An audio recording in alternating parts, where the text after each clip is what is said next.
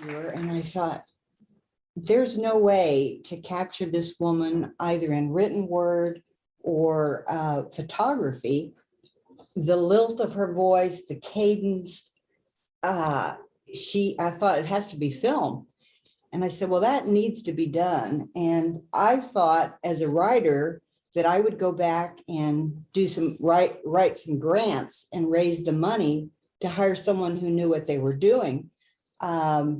Unfortunately, I couldn't get anybody to be an underwriter for it. And so by default, I ended up becoming a filmmaker, even though I was not trained in it. The only ability that I had, the only thing special talent was that I was willing to work for free. So that made me the filmmaker. I am going to go ahead and ask a question from Kathleen, who put a question into the chat, and this question is for Penny. How has your working changed over the past 25 years, your work process? And in parentheses, she says, I see you now have a long arm quilt machine. Yes, indeed I do. It was the first big purchase of this lifetime. And I think I work faster now. And I think I work cleaner, believe it or not, than I used to. I miss the fire that I had back then, but I welcome, especially since my old lady hands are so crippled up, I welcome the skill that I've developed in manipulating a needle through fingers that really have no business holding needles anymore. And can I add something to that? I have seen exhibitions of her work over in Owensboro, Kentucky. So even though Penny and I had not seen each other for 20 years until tonight, I've been following her work, and I noticed several things which we were talking about earlier as we were walking through. I think one of the first things that changed was when she got the quilting machine. She had broken your wrist. Remember, you were hanging an exhibit and you fell. So that has added a whole different dimension in her work, when it has all, the quilting is as much a part of the beauty of her pieces now as is the images. So I think that was a big change. And then she started dyeing her own fabrics. And when she didn't have to depend on Goodwill stores for her, that really, and now she can afford not just the dyed fabrics that she makes for the faces and the limbs, beautiful fabrics for the background and the clothes, and astoundingly beautiful, rich colors. And then the last time I saw an exhibit of yours was over in Owensboro again. And at that point, I noticed that she was using some paints, fabric paints and markers, and also underneath the pieces, there was often an outline of either brown or black felt. And just that little tiny piece on the outside edges gave a dimensionality to them that the earlier pieces didn't have. Right. So I think that evolution of her process has made her pieces just outstandingly beautiful. I thought they were beautiful 25 years ago, and now they're way off. Okay, I would like to relay actually two questions from two different viewers that I think are similar enough that I could join them together maybe. This question from Cynthia is to Penny, and the question is, how did you learn to be so very open in talking about your work and your work in progress, which is usually such a personal process? And then I'll tag onto that from Sarah Collins. She says, what does Penny think about looking back at herself in this video and work? And I tied those two together because I think that in looking back on yourself in this video, of course, you're looking back at yourself talking and being very open about your work. Mhm. So what do you think about that, Penny? Well, I'll start with the openness because I think that's where everything starts. When I was 3, I was first raped. No polite word for it. Sorry, little kids listening. And I decided there were 2 ways of dealing with that. One was to hide it, and the other was to use it, and perhaps in the openness, prevent it happening to another 3-year-old. I don't know how logically that works, but I do know that when we are open about things and when we share the pain and the growth we accrued through experience, it benefits everyone. And I said, even at 3, no more secrets.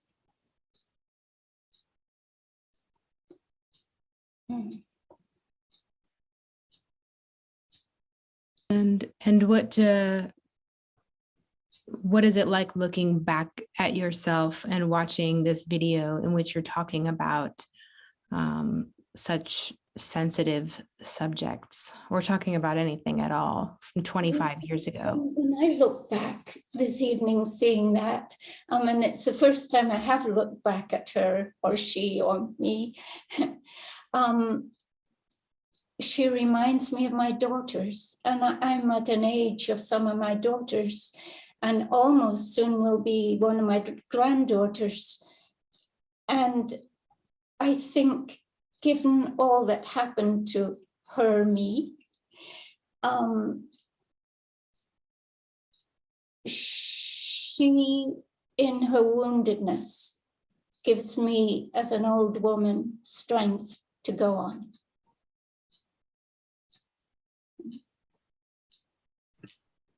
Thank you.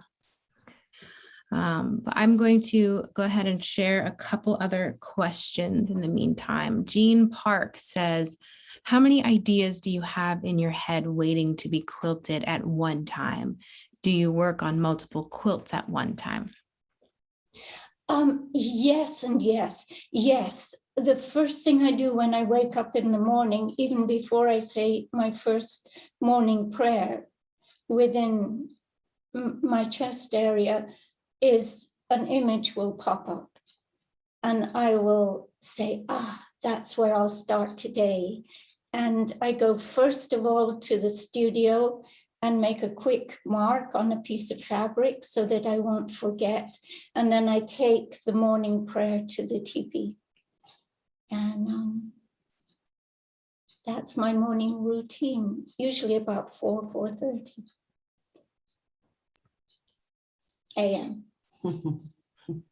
There is a another question that in some ways I think might relate to that. Actually, Chelsea says, do you protect yourself in spirit and in psychological ways when working with difficult life subjects, like the ones we talked about and the ones in the film, rape, violence, HIV, AIDS? And if so, how do you do this? And perhaps what you just mentioned, Penny, about your morning prayer is a form of protection, but if you have any other thoughts on how to protect yourself as you are not just going through the day, but also when you are working with such deeply emotional subject matter in your art.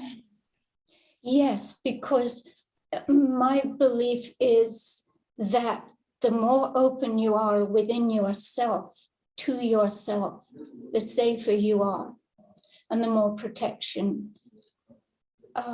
It's as if I gifted myself a best friend and a protector. And I found that when I spoke out more my own truths, I could also, in doing that, in some tiny way, help other women and protect other women and other girls. And I'm a big mouth. I don't know about that anyway. I would like to ask another question to Caroline. Caroline, it's been 25 years since you made this film, a quarter century. And I'm wondering, when you watched it tonight, what surprised you the most about this film? Was there something that you watched that surprised you that thought, oh gosh, either maybe something you remembered or maybe misremembered? Actually, I think the thing that most surprised me was that I haven't seen it for a while. And I assumed because I made it as a totally novice filmmaker, I thought after 25 years, I probably wouldn't like it. And I still felt moved by it, which I thought was interesting. I think I was exactly right when I was sitting in that cabin room with Barb and Penny and thinking, this woman has so much to say that it needs to be heard on a larger audience.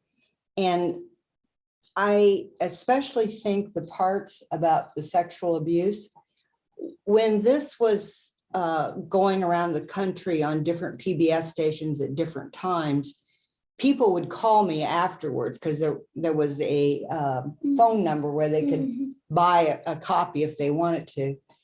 And I would say probably 90% of the people who called for a copy and who wanted to talk about it were sexual abuse victims themselves.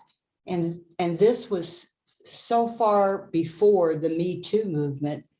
They had not seen anything on TV or, that actually spoke to their reality. And a lot of them were sexually abused as children. They were so got, I would almost feel like crying at the end of some of those phone conversations because Penny had spoken so much to their hearts and maybe gave them an outlet that they were living under a secret. And she was one of the first people that opened the door and let them realize it didn't have to be a secret. You were still a good human being, no matter what happened to you as a child. And I felt like the movie was worthwhile having done that just for the number of people who got that experience of being cleansed of something that was a stain upon their souls. So I'm glad that we made the movie. At the time, sometimes it was very hard to do because I was a totally inexperienced filmmaker. I will tell you that a lot of the quality of this film belongs to someone else who's on. I saw he and his wife in one of those little gallery screens. Calvin Kimbrough was the videographer and the sound recorder. He was the whole tech team for this. And his wife, Nelia, is an artist in her own right. So he really appreciates women artists. And his work was phenomenal as far as I'm concerned. I guess if you asked me something that surprised me, I guess I had forgotten how well he did. Like when she was talking about the eyes and how she does them first and gets that little spark of light in the person's eyes. And he had zeroed in close up right of her eyes and showing that little white light in there. And several times throughout, like if she was talking about making the hands, he's right there on her hands, making the hands. I just think Calvin did a tremendously good job. So Calvin, I think you're still out there watching. Yeah. Both Penny and I send our thanks for your beautiful work.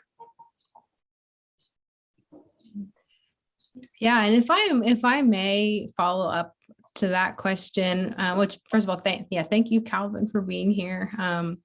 But Caroline, the choice as a director, to linger for such extended periods of time on the hands of Penny making in her studio is kind of to me, it was unlike anything that I am really used to seeing in videos about artists. You gave so much time and space to her in that studio. It was almost like we were getting our chance to be inside Penny's head as she is in the act of creating.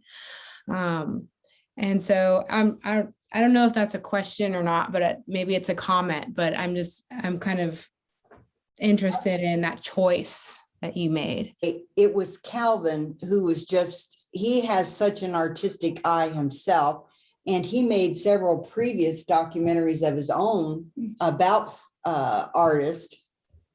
He handled all the choices on what to film, and it was only what, if I had anything of value to do in this, it was in the editing process, in leaving, dedicating a large amount of the film to that process.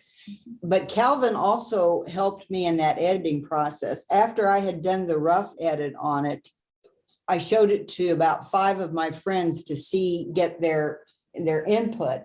And Calvin and one other person both made the same comment. And in the original edit, I had you doing your artwork later in the sequence.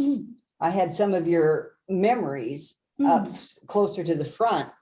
And both Calvin and my late friend Carl, they both said, that's the strongest part of the whole thing. You need to move that up closer to the front. And that was a valuable piece of advice. I moved exactly like they said, I moved that part up. And whenever I've heard people comment on that film, even some of my friends, when they heard you were going to have this event, that you'd called me up after, 25 years, when they talked about the film, every one of them said the same comment. I remember the part about her seeing the face in the fabric. So that is, for most people, the one thing that they retain after all these years. And thanks to Calvin, that's one of the early parts of the film. I had it much later in the sequence. So again, Calvin, good job. Thank you for sharing that insight into that process. And we have a visitor comment too that says, thank you, Calvin, for your sharing a beautiful realization of reality and healing process. You have brought hope to many of us as artists and, more importantly, humans. That was nice to say. Yes. We have a few more comments questions in the comments, and I will go through some more. But again, if anybody wants to say something out loud, you can just raise your hand by going down to the reactions button and clicking that. Could we ask if Calvin is still watching, if he wants to say anything? Sure. Calvin, I can see you right there on the screen. Would you care to say anything? Probably not much. It was a pleasure to have the opportunity to be a part of producing this. And one of the things that I learned real early about working with artists was that I needed to watch their hands, because their hands are the really important part, and how they manipulate whatever materials they're working with. So it's wonderful that happened, and it was a great experience to be there and be a part of watching Penny do this work. It's amazing. Calvin, I want to ask you the same question that Julie asked me. Was there anything when you were watching this that surprised you after all these years? I was surprised I did as well as I did. You did very well, my friend. Great job. Thank you. Thank you. And Caroline, while we are on the subject of being a documentarian, in your process, we have a question from Joy asks, has Caroline created any other documentaries? You brought forth the complexity of Penny and the subjects she works with. It really helped us get to see the real Penny. So have you created any other documentaries, or is there any other work that is at all similar that you'd like to share with us? I did one other documentary, and again, it was one of those where I couldn't get anybody, I couldn't raise any money. And so it was somebody I met. I was backpacking around Southeast Asia for about a half a year in 1987. And I went, because my family had married into his family, I was asked to go visit a Catholic priest that was a missionary over in India when my aunt said, if you come close to Father Jerry's mission, you need to stop by there. And I was like, oh my God, going to visit a missionary. But I was coming within 200 miles and I thought, my aunt is going to ask me, and I love my aunt and I can't lie to her, so I better go see him. And I ended up spending 3 weeks there because it was totally different than I was expecting. It wasn't a lot of evangelization. He recognized, he went there in 1948, I think, 1 year after India became independent. And he recognized that India, because of its huge population, it was deforested long before most nations. And because everybody was using the trees for heating and for cooking. So they experienced climate change way, way before the rest of us got it. And it was in a 3-year drought when I went there to visit him. And he was working on, he had like 100, and I think it was around 100 and, I don't know, 12, 18 acres. And was doing a lot of conservation practices then that are now being adopted here in the United States. So when I heard in 1999 that he was going to be retired after 50 years in India, I decided it was time to go over there and capture what he was doing so that hopefully it could be adopted elsewhere in the world, especially third world countries. Unfortunately, while I was there, I got bit by mosquitoes because climate change was happening. When I went there the first time, it was in 3 years of drought. When I went back, a dozen years later, it was experiencing torrential rains. Father called them sometimes toad smashers because it could be 5 inches in an hour of rain. That rainy season wasn't supposed to be happening then, but it was. And the mosquitoes were flying onto me, and I ended up getting a virus, a very bad virus. When I got hospitalized back in the States, the doctor said, it's like you've got meningitis and malaria simultaneously, but it's not either of those. It's a virus we've never seen. And I was really ill, and trying to edit that documentary when you're that sick, it was really, really a challenge. I don't feel like I did as good a job on that film, but I did as good a job as I could have, considering how sick I was. I watched it about probably 5 years ago, and I thought, oh my God, I should have cut a third of that out. It would have been such a stronger film, but you do what you can wherever you're at in life. So I did what I could. What was the title of that film, Caroline? Heroes Still Walk. And it won one runner-up, I think a bronze award at the Columbus, Ohio Film Festival in their social justice or something like that category. It didn't show very much on PBS stations because it was an odd length. I didn't get it down to an hour. And but there was one Christian channel that picked it up that showed it around the southeast corner of the United States about 128 times. But I imagine a lot of audiences saw it in the middle of the night is what I think. That's what I would have shown it. Well, speaking of choices for inclusion in the documentary, or including various difficult choices or difficult themes, subject matters in your documentary, there is a question in the comments that kind of gets at that a little bit. It's from Shara Parks, and it's sort of a question for Penny, I guess. In the documentary, says Shara Parks, a few people were critical of the disturbing content in your quilts. I remember I wrote down the name Julia Venetianer. She was sharing some comments about that. And the viewer is asking, in what way do you see the crueler aspects of your work, Penny, in response to that? And then after that, the commenter says, your favorite granddaughter, Annie. So that may have been from your granddaughter, Annie. But the question, yes, is about how did you feel in looking back at the inclusion of some critical comments about the cruel aspects of your work?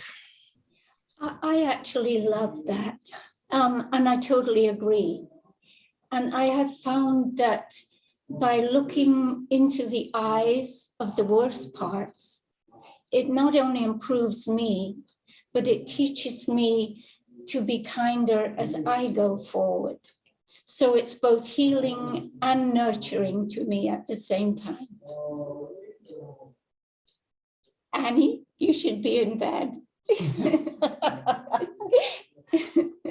Is she one of the older ones? She is one of the older ones, and Annie should be up here with us because she is a young woman that gives me hope for our world and going forward. Annie is everything I wish I had been. That's really sweet. Go to bed, Annie. That might be a good segue to maybe mentioning something about your current exhibition here at the Carnegie Center. Somebody asked, it might have been Cynthia, can you talk about the current exhibit at the Carnegie? And Penny, I know from reading your artist statement for this film that this exhibit was partly inspired by your family. Would you like to talk a little bit about the current show that you have up here at the Carnegie Center? Yes, I would, but I would like to answer it in a roundabout way by saying, contact me, questioner. Whenever you're going to go to the show or think that you can, let me know, pennysisto@aol.com, and I will do my best to get down here and show you around in person. Only one of you.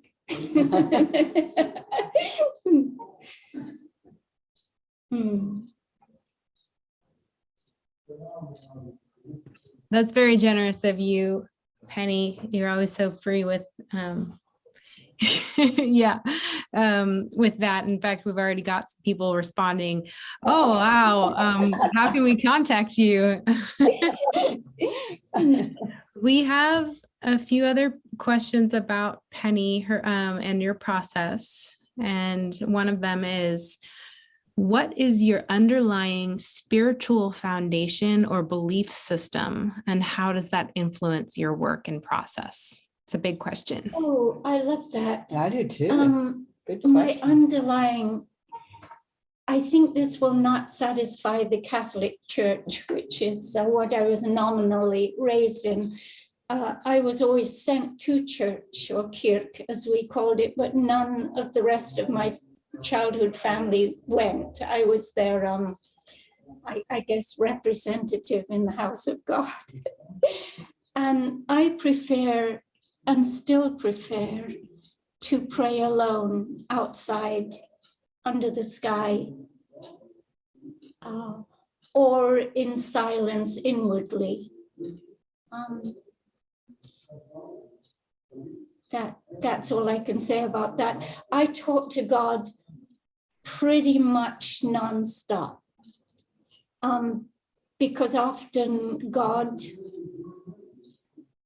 the belief God encompasses everything.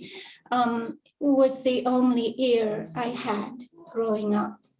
And if I was in pain or injured, it was the only succor, the only comfort. And that remains so also. Best friend, buddy, high five, open heart, shine your light. The more you shine out, the more God will pour in. Do I sound like one of those strange people? She is.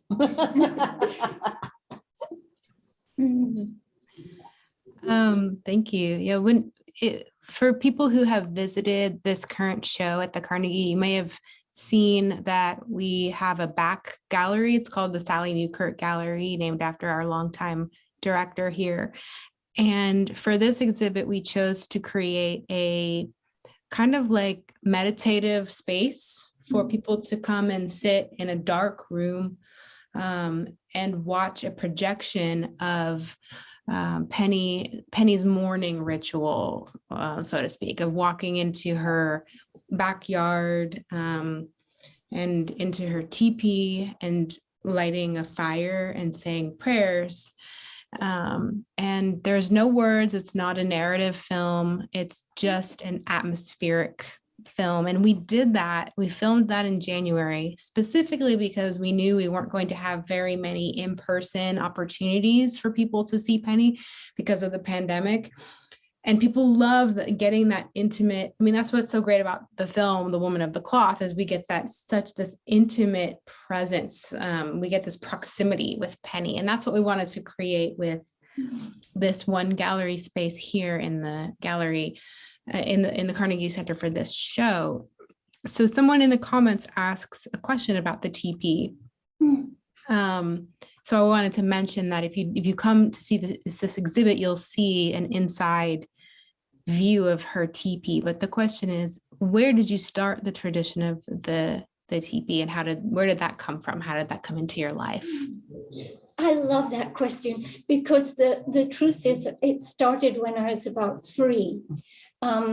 We don't have teepees on the Orkney Islands, but we do have prayer tents.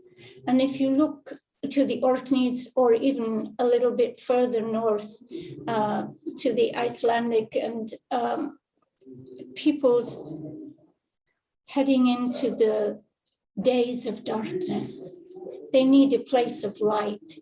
And they used to build a tent outside that's very similar to a teepee to keep the snow shedding off its roof, sliding off its roof. And my peoples way back before I was born even, would pray in their ice teepees. And so I come from a long line of peoples who have used fabric, pyramids would be another name, as prayer places. And when I came to the Maasai, I resonated very much with their prayer center, which is their house also in that profile. And when I came to North America, I realized, even the native North Americans pray in a teepee.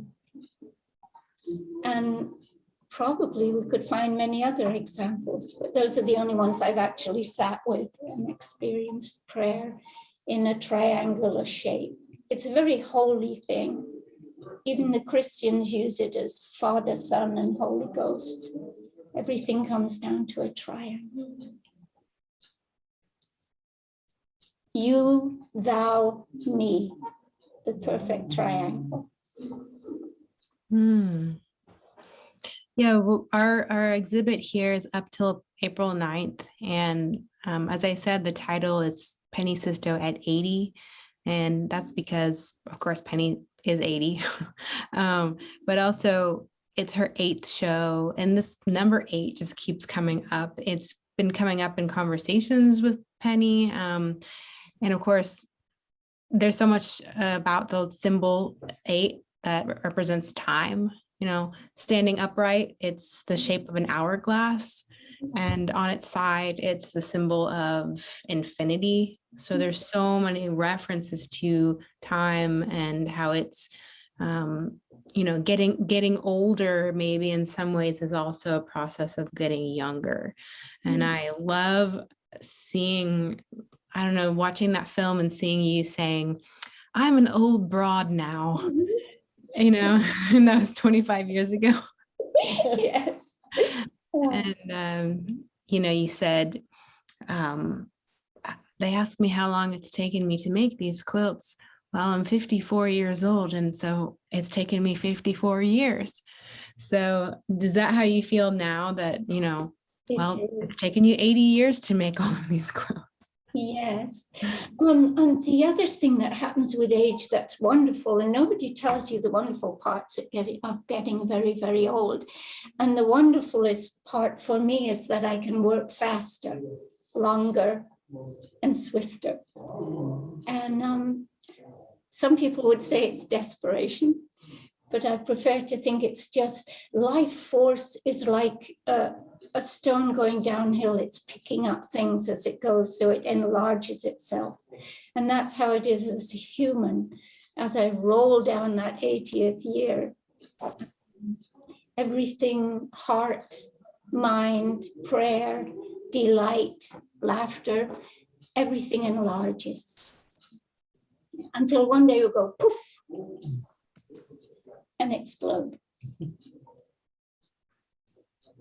I had to write that down. That was amazing. Aging is like a rolling stone down a hill. Yes, and I told one of my daughters, Becky, I think it was this year, there's nothing to fear in getting old and approaching death. The whole journey is playing towards the climax, and the climax is always the best part. And that's how I feel about approaching death. The mystery will be solved. Everything will be answered.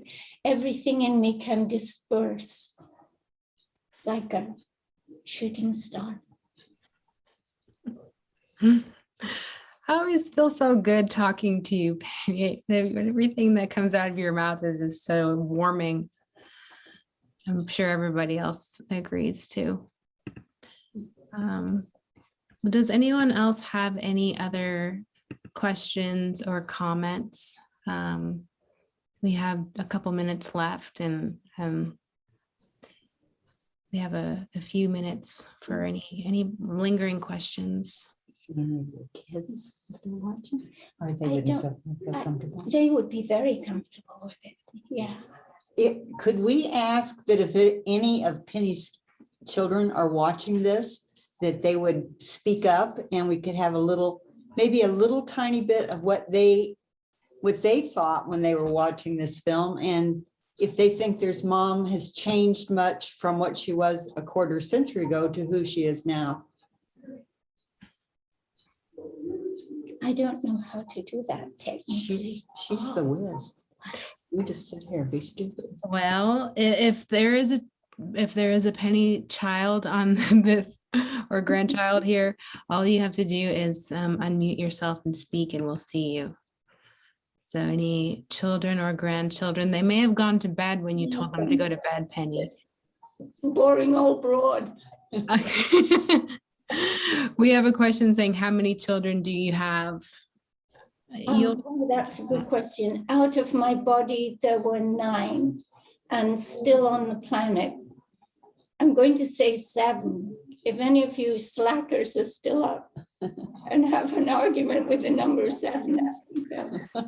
It's Bethany. I'm here. I'm the baby. Hey, darling. Hi, Mom. Hi, We Carolyn. can't see you. I know. I don't know how to work this computer. I'm sorry. Hold on. Maybe you'll see me now. Okay. Oh, no, I'm backlit by a horrible spotlight. Hi, how are you? Excellent, love. That was beautiful, Mom. Beautiful, Carolyn. It's still applicable. That's the beautiful thing, is that you're older and maybe wiser, but you were so freaking wise 25 years ago. I can't believe that that's a possibility.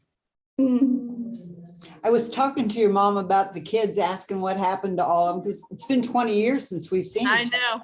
And I asked her about you, and she said you got 4 kids? I do. Yeah, we all have a muckle load, as Mom would say. A muckle load.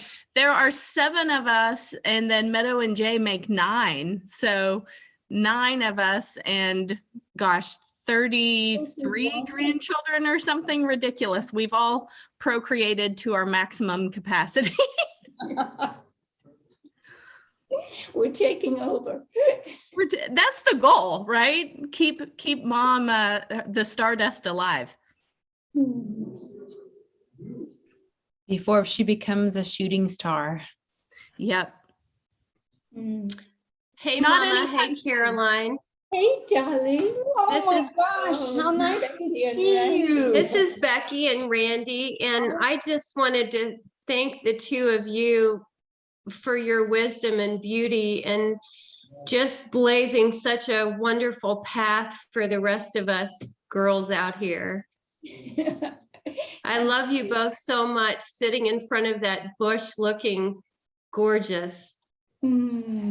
Julie Leidner thought of this. She said there was a whiteboard behind it, and she thought putting us just sitting in front of a whiteboard. She went out and I think purchased this nice piece of cloth so that we would look good. So thank you, Julie. But it's great to see. I'm assuming that's your mate in the background. That's Randy. It is, that's Randy, my mate, my lover. Yes. Oh, Hey, everybody. I just have to say that I hit the jackpot as far as mother-in-laws go. oh. You look like you might have some Scottish blood in you. A little bit. You got the hair coloring and everything. Yeah, good. We want some more of that. Well, Becky, it's very nice. How many kids do you have? I have 4 Yes, boys we're and 2 also- girls. Yeah. It's a lucky number. And 4 and 4 make 8. Ah. Well, it's very lovely to see you. You too. There are more questions in the chat than I was really able to get to, but I'll pull out just another 1 or 2. So there's a question about whether there's another documentary about Penny's life being made, or any thoughts about doing that. I think it's a question for you. I'm not sure if there's any news on that front to share or not. Penny, do you know? No. Okay.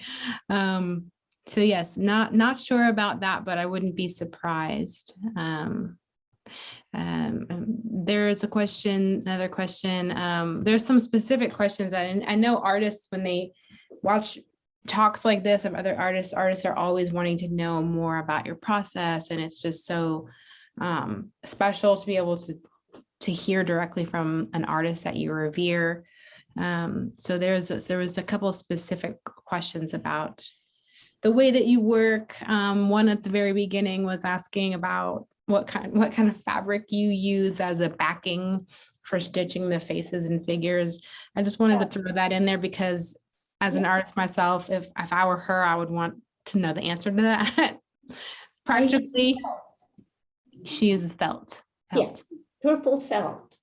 Because one day I went to Hancock's Fabrics decades ago, and it was on sale, and I bought a huge bolt of it. I think there were 100 yards in the bolt. And I thought, wow, this is great. That's funny.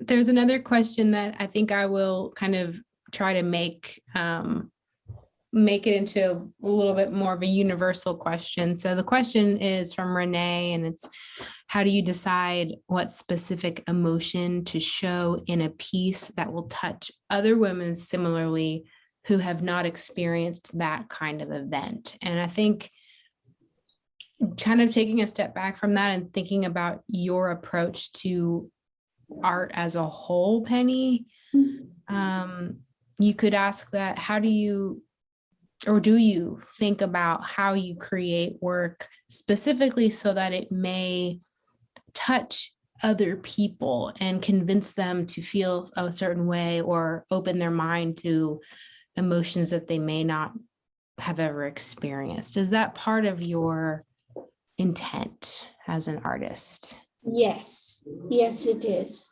And the only way to do that's the way, if I'm speaking to somebody, I want to impart to them what I'm feeling, and I want to feel what they're feeling. Because life, none of us are alone. None of us just one unit. We all interconnect. And art is a quick, fast way to make a connection. It's easier than words. It takes less time than having an affair. You just look at art or send a message in the art, and those who look at it will resonate on the level they need at that moment. I think that's the power of art. The same picture or the same quilt is always changing, depending on the day, the hour, the time, the mood with which you look at it. And I truly believe there's a magic in fabric. It's the first thing that touches us when we're born. We're swaddled in it. When they lay me to rest, they will cover me in a shroud of fabric. Fabric wraps us. There's a mystery in that, and a comfort. And I want to say, I think that there has been not just an evolution in her cloth and her quilting. I noticed that the pieces, like when we were filming this, a lot of the pieces were social justice issues. The last two exhibits of hers that I've seen, one in Owensboro, and then tonight when I walked around a little bit before this event, her pieces are taking on a more iconic spiritual feeling to me. Instead of having the social justice, it almost reminded me of Julie, who was speaking, who said that, you know, she didn't need to look at nightmares. It feels to me like they aren't nightmares anymore. They feel to me like they speak, but in a very beautiful, rather than a, you know, the social justice one sometimes did feel like, right into your heart, you know, like a spear. And I think when Julie saw this initial film, I think she felt kind of hurt by it, that maybe, you know, like she was being put up to be the bad guy. And I did not intend that at all. I just wanted to show that there really are two ways of looking at art. And one is the soothing part, and one is the consciousness raising part. I think where Penny's work goes now, it's a combination of those two now. I think it still raises your consciousness, but it's about spirituality. And maybe that is, as we age, we are more concerned with spiritual issues rather than a lot of the other parts of life. You grow, hopefully, as we become crones. We are concerned about spirituality, and her pieces now, I think, just pull you right into that. And they've become, because they aren't the social justice issues, they've become soothing to the eye as well as expansive to the heart. That's what I feel. Do you feel that way? I hope I do now. I love that. Oh. I'm going to ride on your back. It's so good to see her after 20 years. It was so nice. Well, I think that's a great place to stop, and it's 8:29. So thanks for that insight, Caroline. I think that was that really hit it on the nose exactly. In fact, there's a there's a quilt of Breonna Taylor in this exhibit. And yeah, an artist could have taken a much different approach to the way that she is pictured in the quilt, but the way that it is done, it's very, very spiritual and iconic, as Caroline put it. So I think that's a good example of what Caroline was saying. So I just want to say thank you so much again to Caroline Nellis for coming here from Evansville to be with us tonight and have this conversation. I'm just so thankful. And thank you, Penny, for being here and for everything that you've done for us at the Carnegie Center. We're so honored to have your work here again. So thanks again to everybody else who were here tonight. We're going to put this on YouTube, and we'll talk more about possibly putting the film online too with Caroline, but you can watch out for a recording of this conversation.